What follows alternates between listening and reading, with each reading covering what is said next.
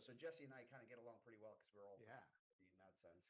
And I'm excited to be sharing the stage today with Jesse. And it's great to have you. I think this is the second one we do together. So it's definitely a pleasure to have you back. Thank Different you. topic today. So you'll be our lead today. I'm going to be relying on you for a lot of these little nuggets of information, and our audience is very excited. So Jesse, why don't you give us a little bit of an intro about yourself? Yeah. So, my background, like I said, is I was a coder for a while, went to school for programming, and you know, when you're a programmer, there's a lot of different places you can be. I worked at a startup for a while, worked at a hosting company, but then I was living in Los Angeles at the time, and I started working at an agency and just really fell in love with the agency lifestyle. And it was, early 2000s, so yeah, I'm dating myself, but like it was really kind of the start of, well, oh, okay, so this internet thing is not going away. Like, how are marketing agencies, advertising agencies actually going to leverage this and use it for our clients? So technology was a big component to that. And, at the time we were doing kind of everything by hand, uh, you know, I would say like recreating the wheel a lot of times, like, when we're building new sites and stuff. So I really fell in love with like how does marketing and technology fit together. And yeah, when we started Solid Digital, kind of like that was our approach, was like, okay, we're going to be the technology arm. And then as we kind of grew, we found our place in the marketing, I would say marketing world of websites. So I think there are different kind of flavors of website agencies, and we are very much focused on brand and marketing as an agency. And how do we, but then still, I still love to find ways that we can integrate technology. And I think going back to the AI conversation, it is a kind of a new era in like how is this new technology going to be applied to our marketing. I think it's Yeah. relevant.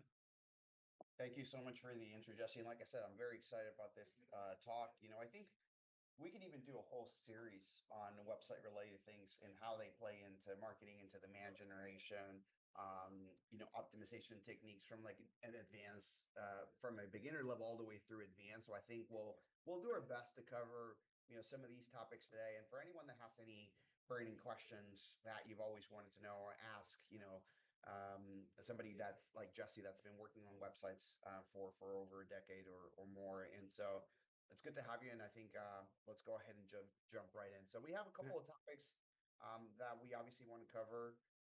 We have a bit of a mix. I don't want to let it just get away from the fact that we live, we're in a digital marketing agency. So White Shark, we do a lot of Google material, a lot of Microsoft material.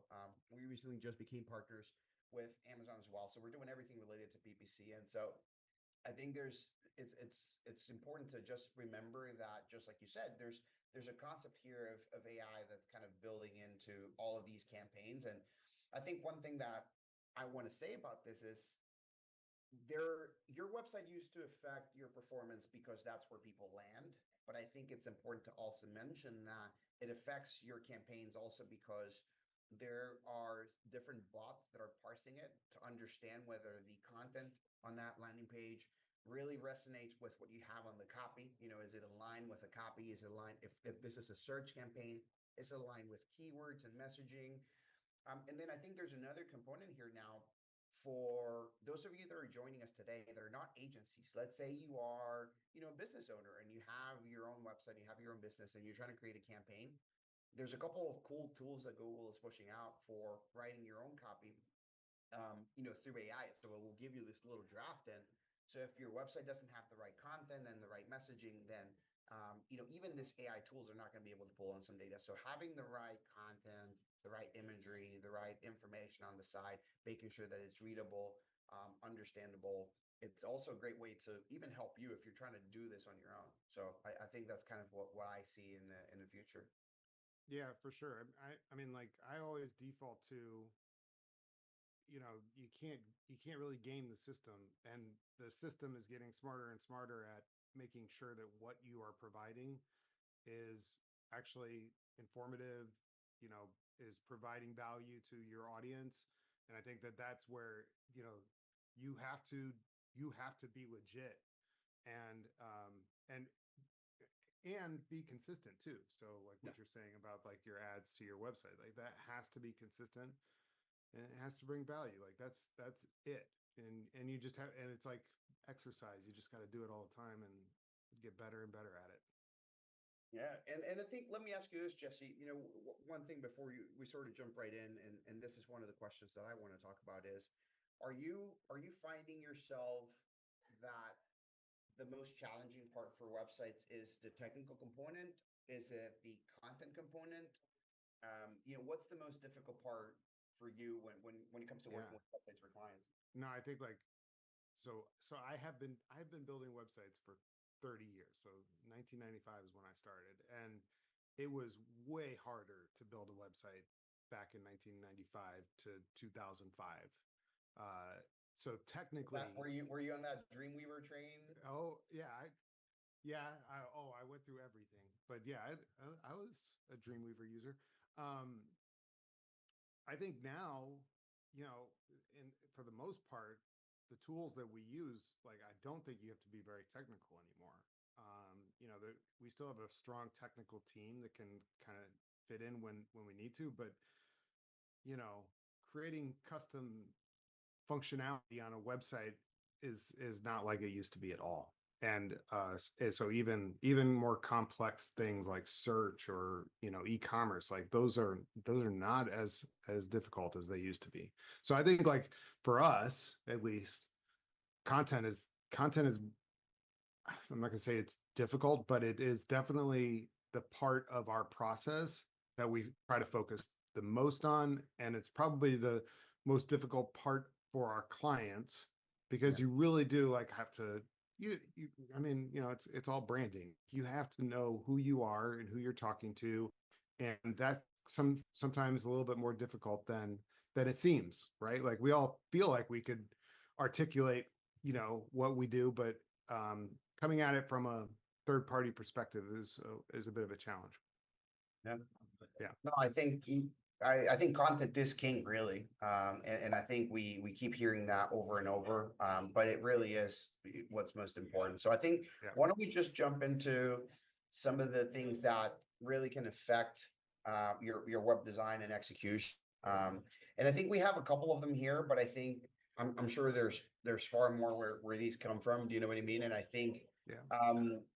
give me 1 second. So for instance, we have using poor images that are, I think what happens for me on imagery more so than one, it could be a stock image, which there's nothing completely wrong with stock images if you don't have them. But I mean, if you have the ability to invest in, just a photographer that can go in there, take some Yes. good professional pictures of your business. If you're, for instance, somebody that's providing home services, um, or for instance, like let's say you're a dentistry and you have your clinic, you want to get some high quality res pictures of the clinic, of the staff, things like that. What makes it unique? Because if you were just using stock, I think, in my opinion, again, avoid them where possible because I think it just sort of distracts the user a little bit. I think it takes away a little bit from the trust factor that you're not very unique in that way, or not authentic. I would say it's maybe the better word more so than unique. So Yeah. I think for me, that's mistake number one. And then mistake number two for me is image sizing. And I think sometimes people will be on the two polar opposites. Either they choose the lowest possible image and then it's super pixelated. And if Yeah. you're looking at it on a big screen, like I'm using a QHD monitor, so those images are going to be extremely stretched. Or on the Yeah. polar opposite of that, they'll go and they'll upload a 10 megabyte file for the image, And it and slows the then the page down. site speed just drops dramatically. So like, what do you currently do with relating to images? Yeah. I mean, I agree with everything you just said 100%. I really try to steer clients away from stock photography if we can, just, especially the stock photography where you could tell it's stock photography. Like just because you think an image should go there doesn't mean that you should put one there. So the more that, and we're trying to humanize brands. So the more you can actually put in real people from your organization doing real work in your building, I think the better representation of who you are and your team. So those culture shots are really important. And yeah, I mean, image optimization, obviously, like that, but there are good tools now to help keep everybody in line.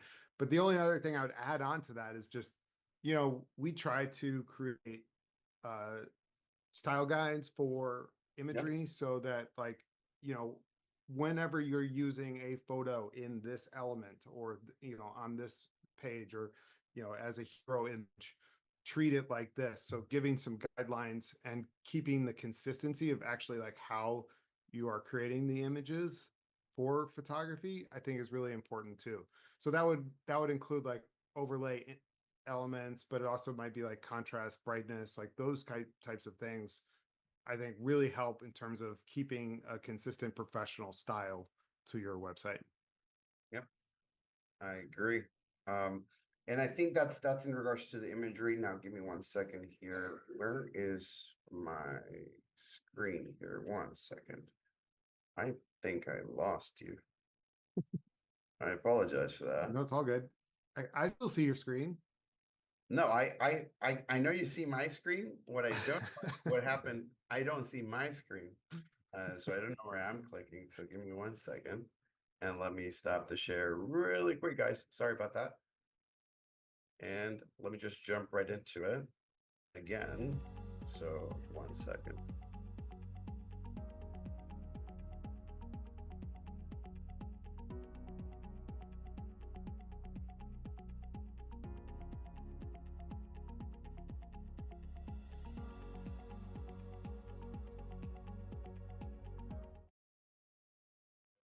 So that's on the imagery side. Do you have anything that you're doing for speed for images? Like, are you using like a content delivery network? Are you using and is that content delivery We like living on the background, or are you using more of like a plugin within either WordPress or Webflow to do the image compression? Like, what are Yeah. you doing to manage that size? Yeah, so we definitely use some plugins in WordPress to optimize images when they're uploaded, and create like different sizing so that it's optimized for different screens. Okay. We've done a lot of CDN stuff in the past. I would say, like, for most of our brand websites, that's not really necessary and makes things a Okay. little bit more complicated, right, on Okay. the back end side. So, you know, goal for the and we do for our clients, we do kind of like constant, almost hourly, daily monitoring of Okay. page speed for different pages. And Really? so, Hourly? yeah, so we'll get a alert if something Okay. gets updated that is slowing the site down, and Gotcha. then we can usually step in and help if we need to. That's actually pretty cool though, because I've seen it where clients don't really notice that there's something wrong on the site for a little bit. I imagine Yeah. monitoring is also related to like uptime and speed is one of the things you check for, but you're also probably checking for a couple of other things. Yeah, well, you know, with WordPress and plugins, and we use Elementor on top of it, like there's a lot of bloat Yeah. underneath the hood in that in that stack. So we focus a lot on optimization when we're building the sites, and then also just monitoring it, because any little thing can add up. And speed site speed is very, very important. It has been for a Yeah. while now, but like it becomes more and more important as we go along here. Yeah, no, I agree with you 100%. Like, I will probably exit out of that page if it's in low within the first couple of Yeah. seconds.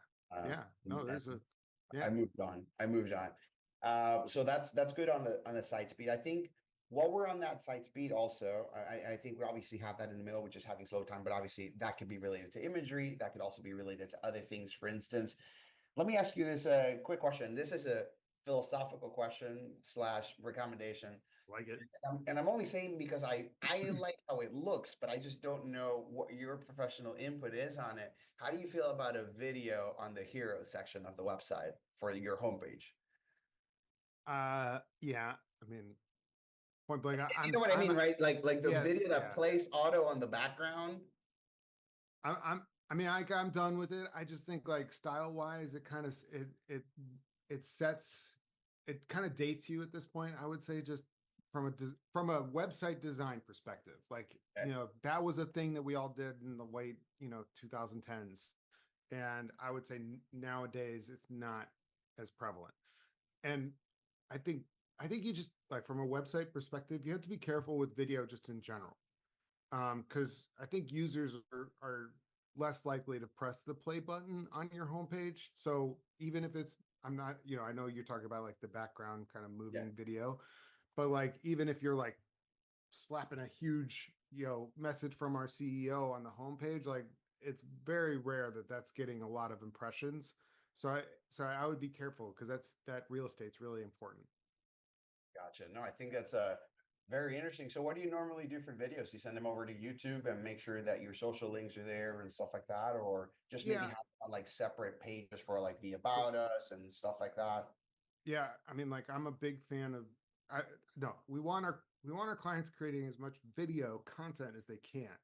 Yeah. I think promoting them as blog posts that are have strong landing page SEO value is really important. And then we ask them to embed the video and print out the transcript like underneath it, so somebody could read it if they wanted to.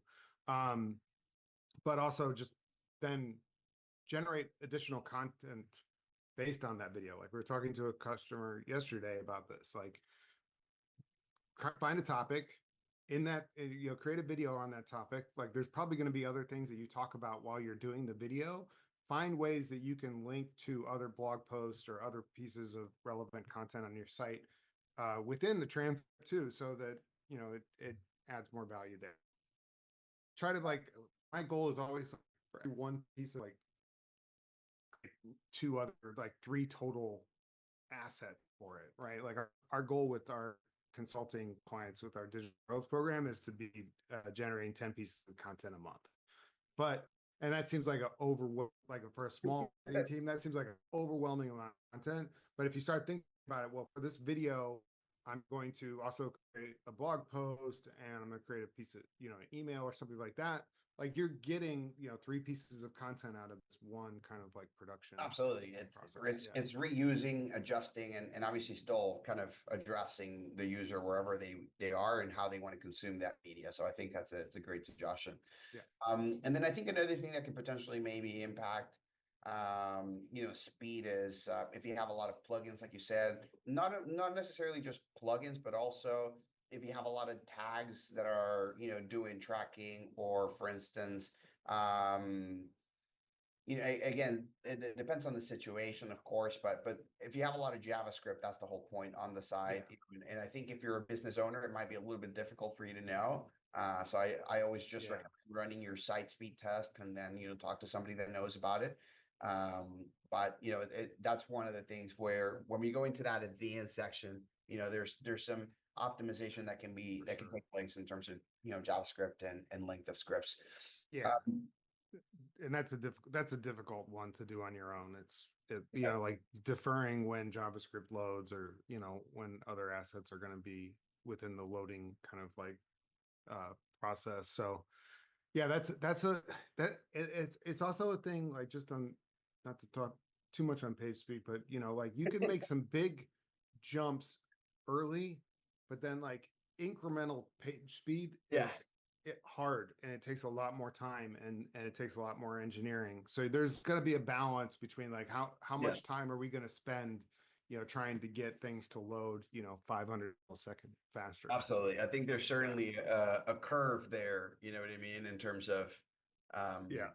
the complexity of it. So I think if you can tackle low-hanging fruit options that are low complexity and high value, that's great. And then afterwards, the ones that are maybe smaller value and high complexity, just basically leave those there, and that's fine. It's not going to be the end of the Yeah. world. So I think there's And I mean, just another tip on this is like keep track of where people are landing on your website. So if you have pages where you're already getting organic results, right? Finding this page through search, focus on those pages, make those pages faster, rather than, your entire website.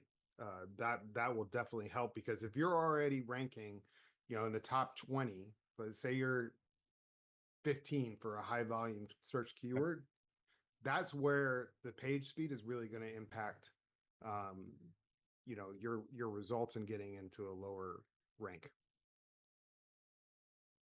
Agree with that. And then I think from there, those are kind of the bigger ones on slow. I think we can talk a little bit about responsive, but I think if you've been paying attention to the news since, like, gosh, 2009, 2008, something like that, maybe even a little bit before that. When did the first iPhone come out?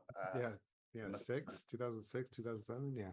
Something like that. So if you've been paying attention, you know that most people are basically just using their mobile devices nowadays. So if Yeah. you, I want to even say that I don't even think it's right to say if your website isn't mobile friendly anymore, because I think most websites are, maybe that's an overstatement, but I think half of the websites I see are still mobile optimized, right? So I mean, at least mobile But friendly. it's, So yeah, but it's crazy that, it will adjust the screen size. It's still not just enough.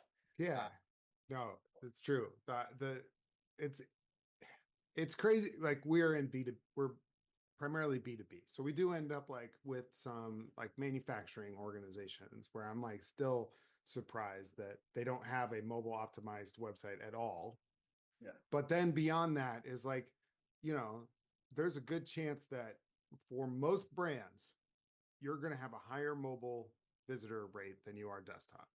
So Yeah. if you're not like really like thinking about that mobile experience, not just like, am I like checking off the boxes of being mobile friendly, but like actually like thinking about like, is this a good mobile experience? Like, you're doing yourself a disservice. So yeah, I think there's more to it than just being responsive and, you know, uh, you know, is it true or false? Do I have a responsive design? It's really like, have I really like thought this from the mobile user's perspective? Yeah, and I will say, for instance, what works for me a lot of times is I like to, for instance, make the content a little shorter sometimes when it's on the mobile side. For example, if I have a section with, five different, let's say, little bullets of information, which is feature and benefit one, description, feature and benefit two, and description. Like, I'm not gonna allow all of those to show on mobile. Like, I might be able to prioritize some of them. And so what I like to do is again kind of manage what content is shown on mobile versus desktop in terms of showing a little bit less, so the users don't have to scroll forever. Because what you got to remember is it will Yeah. adjust to the screen, yes, but then how much more are they going to have to scroll? And so it's also about, another thing that happens is, even if you think it will adjust, it doesn't always adjust in the right order you want it to. So sometimes you also have to play with the content For order sure. on mobile, and I think you have to account for that.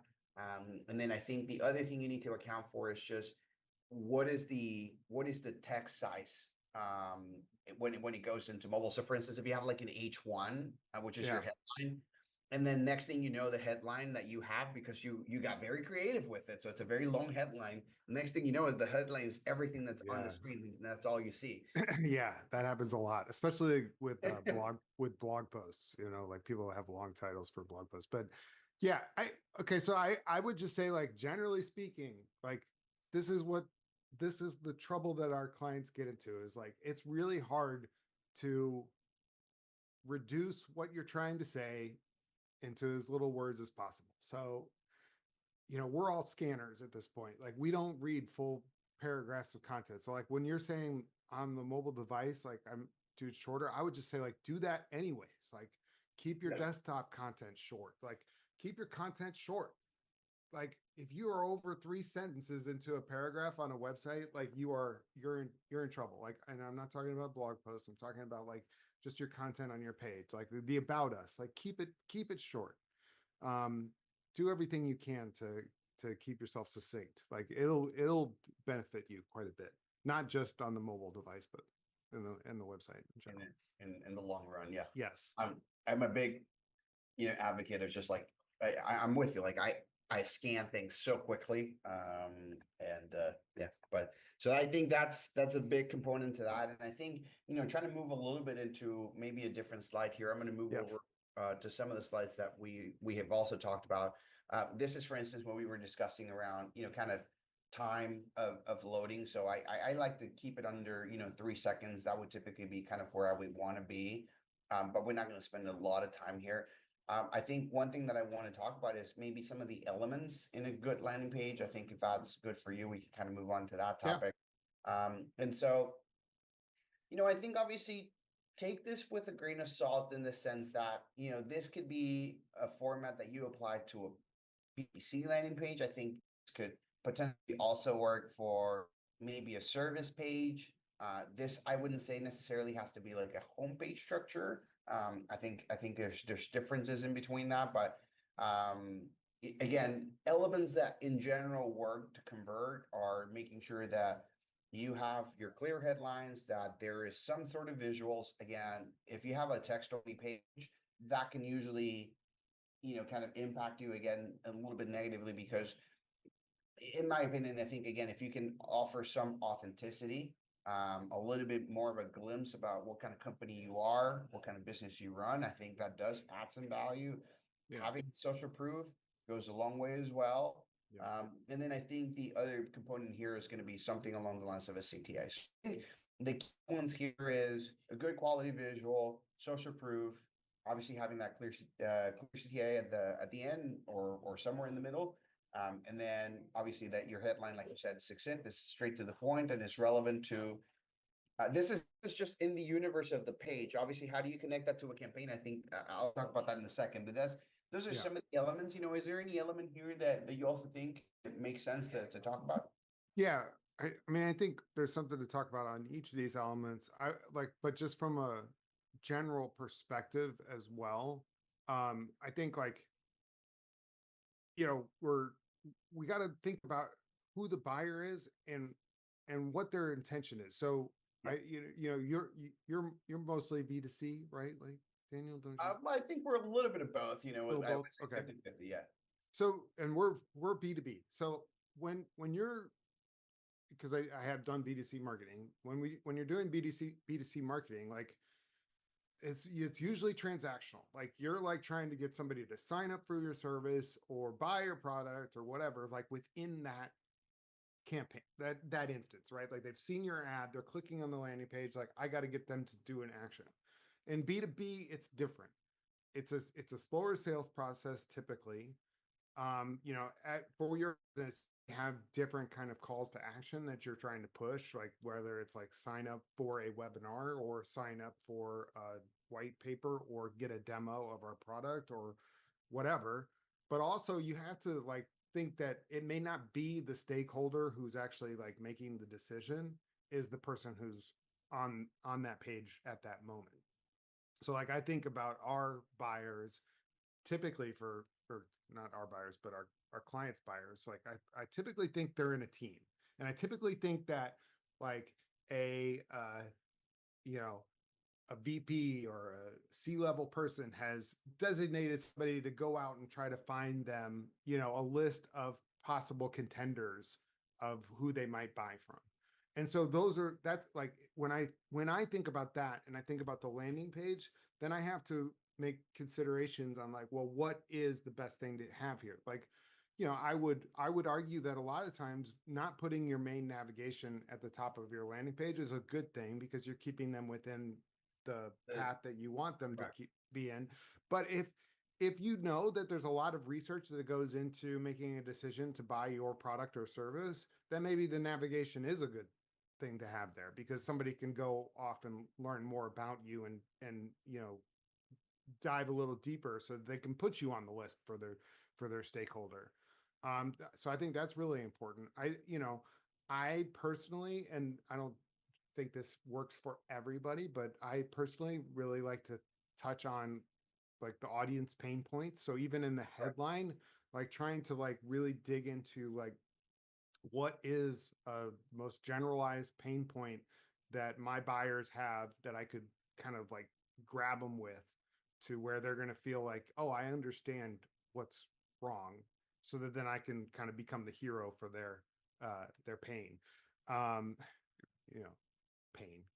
Yeah, I So mean, at the end of the day, like we are problem solvers, right? Like every yeah, business solves a particular problem within their buyer. So I think that, always being focused on that pain point and how a particular service might solve that. That's basically what works for the landing page. For us that we're working on the campaigns, we very much do that and focus on that for our headlines or descriptions yep, or some of the call outs that we do. So yeah, I think we have to live at the center of that, or with that in center of everything that we do regarding the copy. But I think, you brought up some good points, which again is to differentiate between, this B2B versus B2C component. And I think that, like you said, for B2B, you can try to do something along the lines of, webinars, white papers. For instance, like we were just working with a company that does, what do you call it?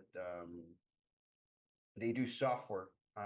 And so they're a software company. And what we ended up promoting for them was on the campaigns, we did a landing page for a white paper on how they achieved a certain saving, because obviously they're focused on efficiency and savings.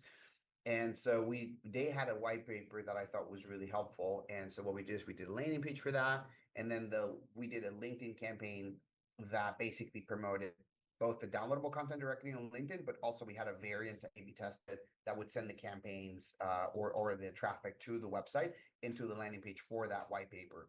And really, like you said, at the end of the day, it really does depend on what is their price point too? I mean, for this particular company, they work with at the very minimum annual deals. So you're not going to get that as a simple transaction of right, sign yeah, up for software. So this is more in that kind of SMB to enterprise software. And so for them, there's a lot of building up to do, yep, like very well said. So having those different landing pages, and I think one thing that going back to campaigns and sort of what White Shirt preaches too is again understanding who that customer is or who this business is, and then also understanding that depending on how much market you have, you have to create some content for all three stages. So a little bit for brand awareness, a little bit for that consideration, because you have to sometimes create the problem or educate people that they have a problem that you can solve for. And a lot of times yep, that knowledge doesn't necessarily exist. And so creating some content around that. Oh, I didn't know that there was software that could do this. Or, right. again, if you have a very niche product or service, that's the same thing. So, um, how you then connect that to the pages is very, very key. It's a balance because then you're going to also have really savvy buyers who've got a product that they've worked with that they're looking for very specific things that, maybe their existing solution doesn't do. So yeah, so you talk generally to detailed and you have to get people to the place they need to be, in as little clicks as possible. And that's why I think landing pages are key. And and when you think about the ad and where it's going, that should be a big consideration. Like if my audience is, you know, a less knowledgeable audience, then maybe more uh, informative kind of content when you land on that page. But if my audience is high level, like, you know, CTIOs at hospitals that are very, you know, we're trying to like change them, to consider a new, EHR health records, like they're going to know what components they're looking for. And so you got to really kind of like talk specifically about what your differentiators are and what makes you unique. So I think and my whole opinion on, and like you said it, A/B testing, right? Like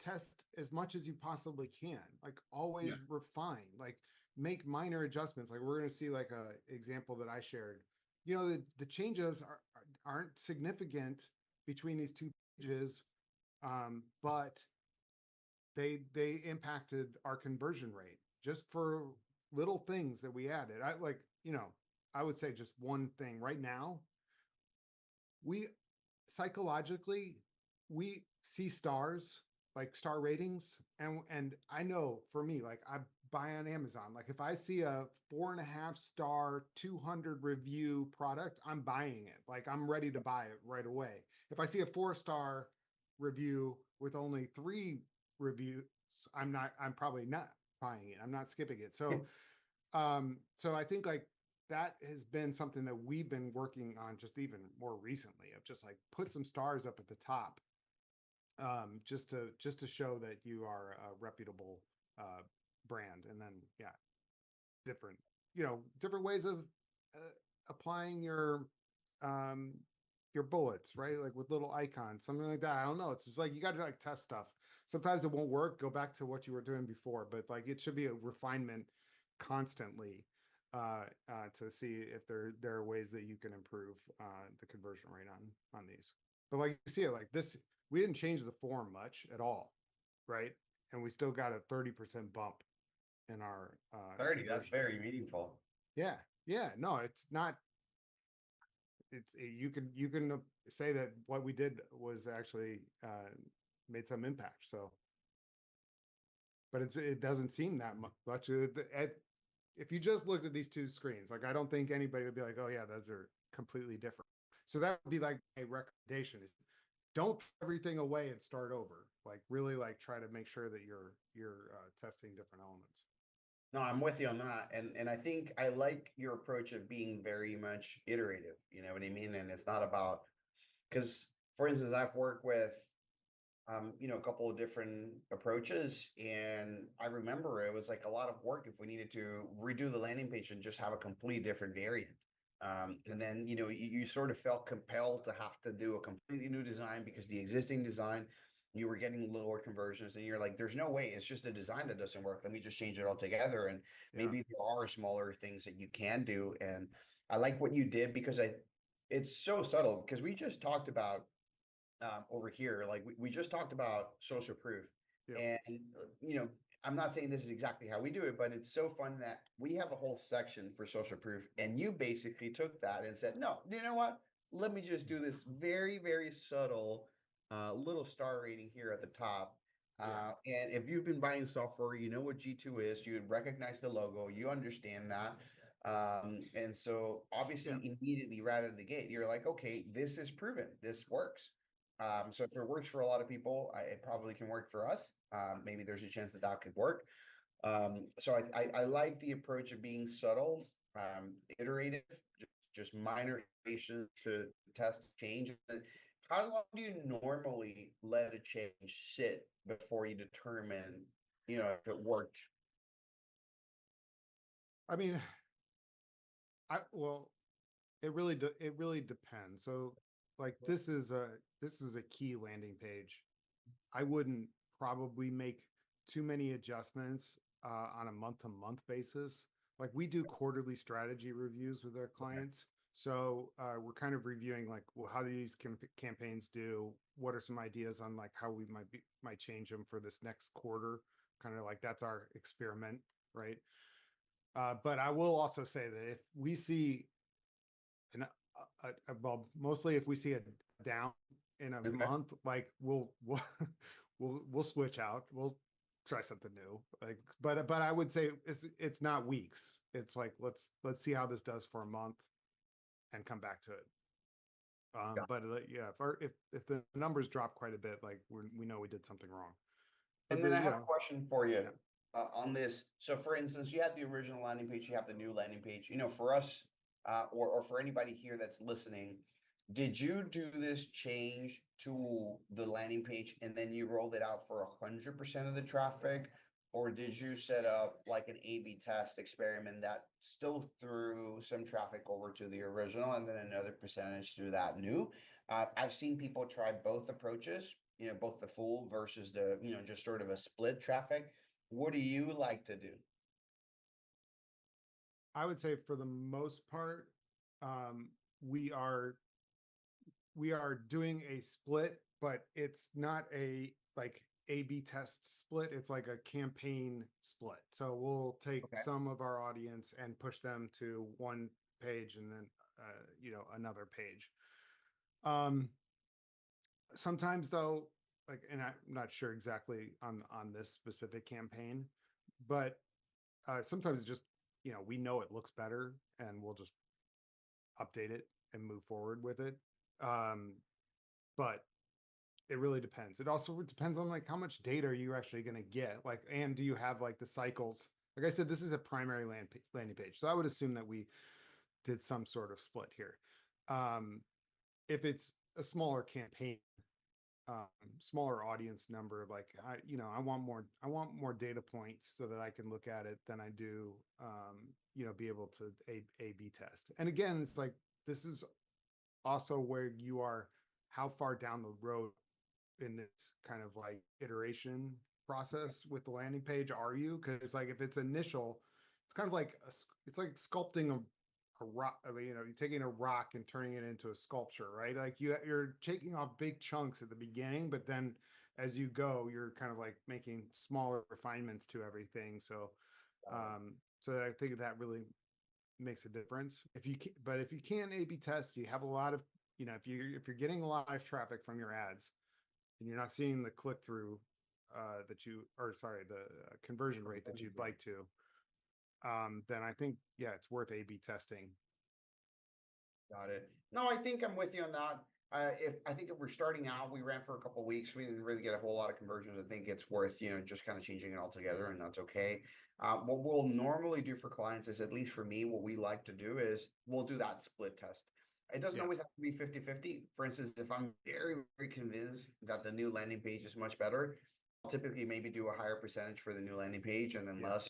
But I still like to keep that kind of control group for a little while, Yeah. especially for a lot of clients. Again, if they're getting less than, because some clients, they have a little bit less budget or their industries are expensive. So if they're getting less than maybe 10 clicks a day, then I might just basically switch it all together and say, okay, I'm just going to run with this for now. Yeah. Because again, it would just be peanuts, you know what I mean? Like, I'm going to test it on 2 clicks a day.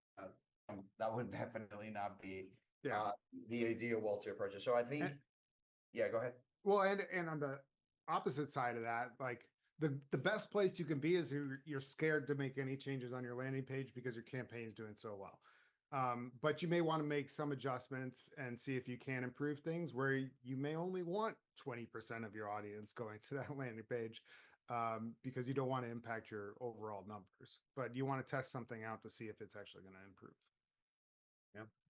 Super. So you received about roughly 30% improvement from this one. That was again super cool. Yeah. And then, is your approach different on a PPC landing page than it would be if this was like within the website itself, like as part of the standard website? I guess were your Oh approach yeah. different, or would you iterate similarly? No, absolutely different. Uh, Absolutely different. Tell me about it. Yeah, well, I mean, uh, this one's pretty significant, right? We're taking the nav out. We're like making some changes to the overall user's experience that's trying to keep them, you know, down this one single path. Uh, and you know, when it comes to your standard website pages, Yeah. uh, like you know, I guess like going back to kind of like our focus, like if our clients are creating 10 pieces of content a month, a lot of the content that we're trying to get people to as a landing page is actually resource, like blog type content. Yeah. So it's like it's informative. It's like trying to solve a problem. It may be just like, thought leadership. It's not necessarily like anything about our product. It's just like, we understand your industry and here's some tips and tricks and like the things that we've found that work for us or our clients. And so I think that's to be more pro on the organic side versus the paid side. It's like, I'm hoping you're an intentful user, even if you're buying cycles, 6-month long cycle. I Yeah. still hope that you're coming in looking for our product. Like, I'm paying to have the traffic come to my site, so I want it to be intentful. Organic traffic, you don't always know what the intent is, and sometimes it's, you know wise not to assume that everybody wants to buy your product and assume that there's a percentage of people that want to buy your product, but that you're actually just leaving, you're providing good, valuable information. Sorry. Yep. I think that's very important info. And I will say this, it's like, uh, there's two schools of thought, there are people that believe that, for instance, if we're talking about campaigns, so take it back a little bit to the campaign side. Yeah. There are people that are very firm on sending traffic to the regular web page, sending traffic over to the service page, for instance, and things like that. And Yeah. like I said, I think there's nothing inherently wrong with that.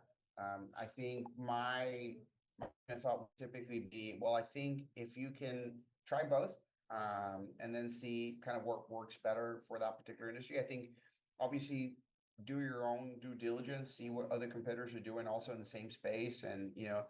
I think there's that component as well, because for the most part, what you can gain from a landing page, and from what I hear, it sounds like you like to create some landing pages separate from the website, Yes. and a lot of times, I think you can A/B test things without the worry of affecting how the rest of people interact with your regular website.